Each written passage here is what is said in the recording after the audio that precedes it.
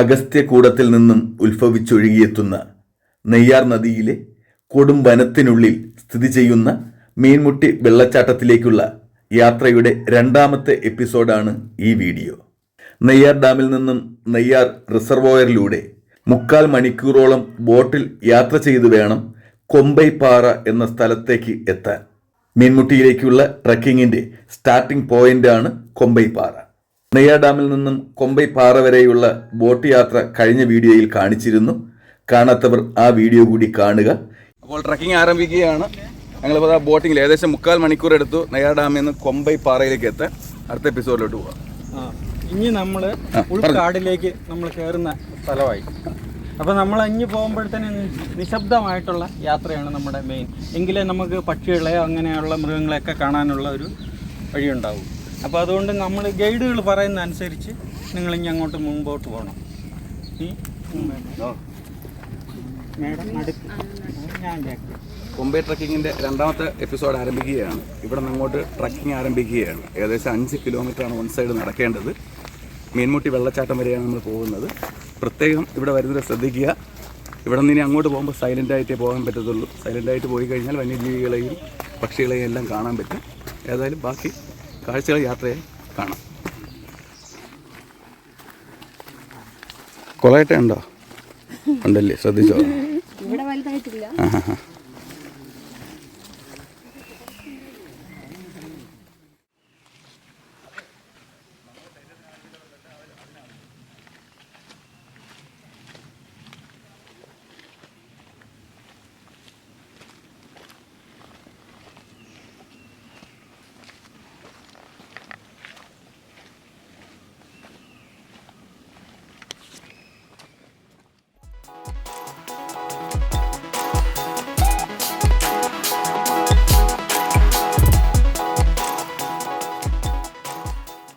അപ്പുപ്പൻതാടി travel ഗ്രൂപ്പിൻ്റെ 20 അംഗ ടീമാണ് ഈ യാത്രയിൽ കൂടെയുള്ളത്. തിരുവനന്തപുരത്ത് നിന്നും 35 കിലോമീറ്റർ മാത്രം അകലെയാണ് നെയ്യാർ നദിക്ക് കടിഞ്ഞാണിടുന്ന നെയ്യാർ അണക്കെട്ട് സ്ഥിതി ചെയ്യുന്നത്.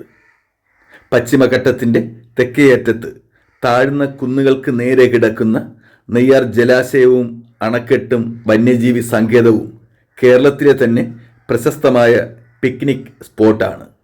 കഴിഞ്ഞ വീഡിയോയിൽ കണ്ടതുപോലെ നെയ്യാർ കടവിൽ നിന്നും കൊമ്പൈ ക്രൂസ് എന്ന പേരിൽ ഒരു പ്രത്യേക ബോട്ട് സഫാരി പാക്കേജാണ് കൊമ്പൈ പാറയിലേക്കുള്ളത്. ഏകദേശം 1 കിലോമീറ്ററായി കാണും. വലിയ കുഴപ്പമില്ലല്ലേ?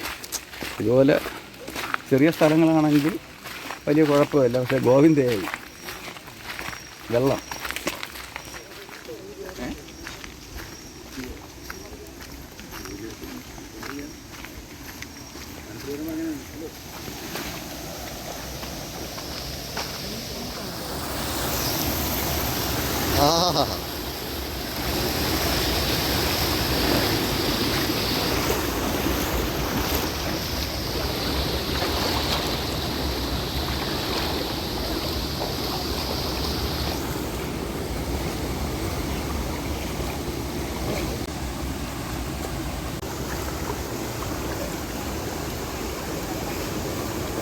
ശൂര മടിയുള്ളവർ വരണ്ട, അവിടെ നിന്നാൽ മതി.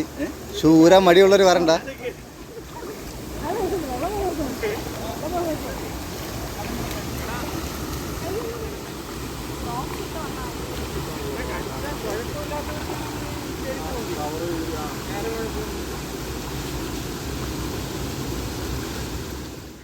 ഈ കൊമ്പൈപ്പാറയിൽ നിന്നും മീൻമുട്ടിയിലേക്കുള്ള 6 കിലോമീറ്റർ ട്രക്കിംഗ് നെയ്യാർ വന്യജീവി സങ്കേതത്തിലെ ഏറ്റവും മികച്ച ട്രക്കിംഗ് പാതയാണ്. ഇടതൂർന്ന വനത്തിനുള്ളിലൂടെയുള്ള മനോഹരമായ ഒരു യാത്ര. അതുതന്നെയാണ് ഇവിടുത്തെ ഏറ്റവും വലിയ ആകർഷണവും. ഈ കാണുന്നത് പ്ലാച്ചി വള്ളി എന്നാണ് അറിയപ്പെടുന്നത്. ഇതിൻ്റെ ഒരു ചെറുതാണ് ആ കാണുന്നത്. അതിലോട്ടിട്ട് കാണിച്ചു. ഈ ചെറുത് അങ്ങനെയാണ് കാണിച്ചു, ആ ചെറിയ വള്ളി. അപ്പോൾ ഏകദേശം ഈ വലിപ്പം ഉള്ളത് എനിക്ക് തോന്നുന്നു 75-100 വർഷത്തെ പഴക്കം ഉണ്ടാവാനാണ് സാധ്യത. പണ്ട് കാലത്ത് പ്ലാച്ചി വള്ളി വെട്ടിയിട്ട്, ചെറിയ വള്ളി വെട്ടിയിട്ട് അതിൽ നിന്ന് വെള്ളം ഊറ്റി കുടിച്ച് ദാഹം പറ്റാറുണ്ട്. ആ കാണുന്നതെല്ലാം പ്ലാച്ചി വള്ളികളുടെ ചെറുതാണ്.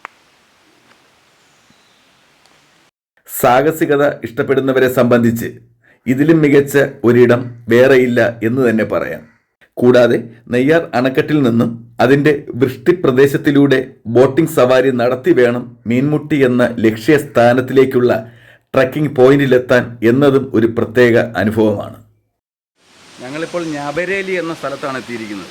ഏകദേശം ബോട്ട് ഇറങ്ങി ഒരു 1.5 കിലോമീറ്റർ യാത്ര ചെയ്ത് കാണും. ഈ ഞാബരേലിയിലെ അംഗൻവാടി കെട്ടിടമാണ് ഈ കാണുന്നത്.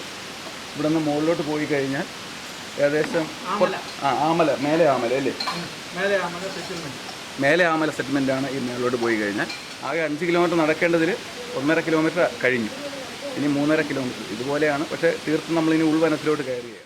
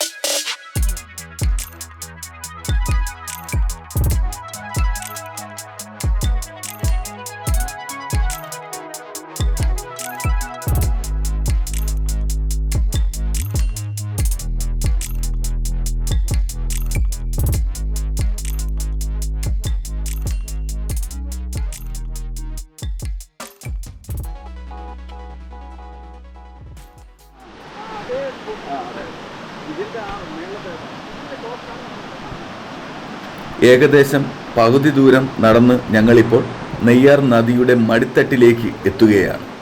ഈ കൊടും വനത്തിനുള്ളിൽ നെയ്യാർ ശാന്തമായി ഒഴുകുന്നതിൻ്റെ മനോഹര കാഴ്ചകൾ അടുത്ത എപ്പിസോഡിൽ കാണാം.